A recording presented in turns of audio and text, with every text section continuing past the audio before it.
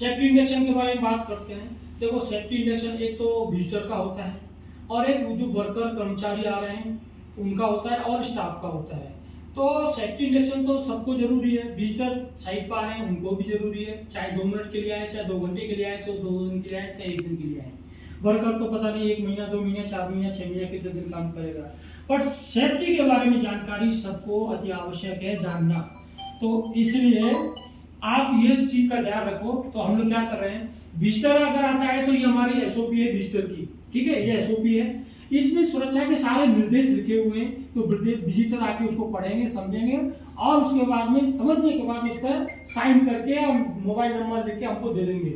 उसके बाद में वर्कर स्टाफ आ रहे हैं तो उनको भी हमको बताना है ये सारी चीजें कि भाई ये हमारा, उनको बोलना है कि सब देखो ये मॉक ड्रिल प्लान है हमारा, समय समय में हर महीने हम मॉक ड्रिल करते हैं हर चीज की, in case of an emergency कुछ की हमारी क्या तैयारी है, उस टाइप से मॉक ड्रिल हर चीज की हम लोग करते हैं समय समय पर एज पर कैलेंडर चार्ट, ठीक है। इसके बाद में समय समय पर सिक्योरिटी का हर महीने हम एज पर चेकलिस्ट इंस्पेक्शन करते हैं और सारी चीजें उसके हम चेक करते हैं, ये सिक्योरिटी इंस्पेक्शन चेकलिस्ट है। फिर हमारा जो भी नया वर्कर आ रहा है तो उसका मेडिकल चेकअप पहले कराते हैं, ये हमारा स्टैंडर्ड फॉर्मेट है। इसके आधार पे तो जो टाइप हमने किया है, जैसे वो टाइप डॉक्यूमेंट लगा है किसके साथ टाइप किया है, निर्मला हॉस्पिटल, तो वहां ले जाके हम आपको वहां मेडिकल चेकअप कराते हैं और उस फॉर्मेट के आधार पे फिर उसके बाद हम जो इंजेक्शन देते हैं, फिर काम के लिए अलाउ करते हैं पास देके। समय समय पे ट्रेनिंग देते हैं हर चीज की कार्य से संबंधित, तो उसका ये ट्रेनिंग कैलेंडर है, तो ट्रेनिंग कैलेंडर है, उसका रिकॉर्ड भी बनाया जाता है। फिर उसके बाद फिर ये है हमारा सेफ्टी पॉलिसी, भाई कंपनी का सेफ्टी पॉलिसी हर एक का रहता है, environment health and safety policy हमारी कंपनी की। इसमें हमारे टॉप मैनेजमेंट जो है, कंपनी के मालिक जो है, वो कमेंटमेंट करते हैं कि हम ऐसा करेंगे और इसके आधार पे काम होना चाहिए, ये हमारे सेफ्टी फॉलो करना चाहिए, ये सेफ्टी फॉलो करना चाहिए, ये कमिटमेंट का उनका रहता है, तो उसको हमको मानना होता है और उस आधार पर हमको काम करना होता है, ठीक है। फिर ये हमारा लीगल नोटिस बोर्ड है कि भाई हमें समय से तनख्वाह मिल रही है कि नहीं, कितना मिल रही है। फिर उसके बाद में ये कोई भी घटना साइट पे घटती है, कोई नियर मिस हो गई, कोई घटना घट गई, तो ये उसका इंटरनली हम एक अलर्ट निकालते हैं।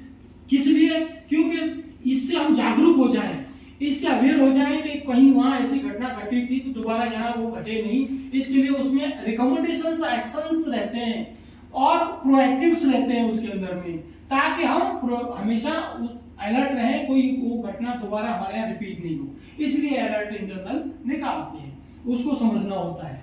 इसके बाद में ये वेस्ट में वाटर मैनेजमेंट प्लान, कोई पानी को हम वेस्ट नहीं कर सकते, कोई रिसाइकलिंग कैसे करना है, कैसे उसको संभाल के रखना है, तो उसका ये मैनेजमेंट प्लान है। इसके बाद में ग्रीवियंस रिड्रेसल, कि हमारा साइट पे कोई किसी को प्रॉब्लम आ रही है, कोई दिक्कत किसी को भी है, एक्सटर्नल एजेंसी को, इंटरनल को, हमारे वर्कर्स को, किसी को कोई दिक्कत है, तो उसमें वो पुस्तिका में लिख के देके जाएं या सजेशन बॉक्स में डाल के जाएं, तो वो हम उस पर जरूर काम करेंगे। ये उसका प्लान है हमारा। तो रिपोर्टिंग प्रोसीजर है, कौन कैसे काम करेगा इस पे। ये इमरजेंसी कॉन्टैक्ट नंबर है, in case of an emergency, hierarchy of emergency control contact number. तो हमको कौन कैसे रिपोर्ट करेगा, आपको रिपोर्ट करने का काम है, आप यहाँ के साइट इंचार्ज इंजीनियर को, मैनेजमेंट को। ये मैनेजमेंट का काम है यहाँ का कि वो क्लाइंट को रिपोर्ट करें, क्लाइंट और मैनेजमेंट मिलकर डिसीजन ले कि एक्सटर्नल एजेंसी को कब कैसे कौन कॉन्टैक्ट करना है। तो इस तरीके से रिपोर्टिंग प्रोसीजर है।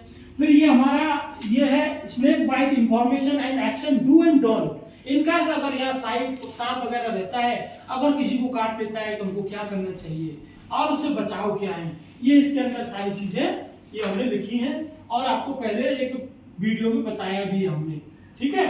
उसके बाद में ये हमारे साइट का ऑर्गेनाइजेशन चार्ट है कि ये साइट का इंचार्ज कौन है और ये साइट का इंचार्ज कौन है और इंजीनियर कौन है, ये सारे इसमें लिखे हुए हैं। फिर ये mock drill coordination committee, mock drill करते हैं तो कोऑर्डिनेशन कमेटी बना के रखते हैं, कोई बात होती है तो वही डिसीजन लेकिन कमेटी को तुरंत आना होता है मॉक ड्रिल कॉल करने पर। फिर ये है हमारा ड्रग्स एंड अल्कोहल पॉलिसी कि भाई आप कोई भी ड्रग्स और अल्कोहल का इस्तेमाल करेंगे तो हम एक्शन ले सकते हैं और उसका ये पॉलिसी हम बना के रखे हैं, ठीक है।